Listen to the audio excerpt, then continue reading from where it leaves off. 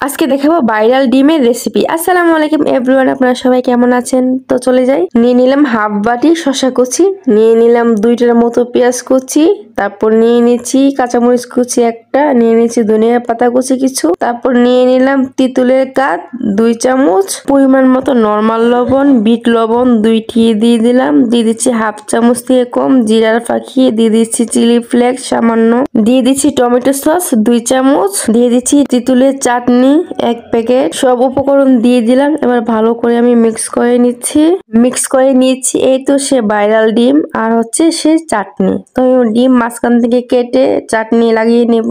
মাঝখান থেকে ডিম আমি কেটে নিচ্ছি, নিয়ে আমি চাটনি লাগিয়ে নিচ্ছি। এই তো সে ভাইরাল ডিমের চাটনি লাগানো কমপ্লিট। দেখে কত সুন্দর লাগছে, তাই না? আমি উপরে তেঁতুলের চাটনি দিয়ে নিব। তেঁতুলের চাটনি আমি সবগুলি ডিমে দিয়ে নিচ্ছি।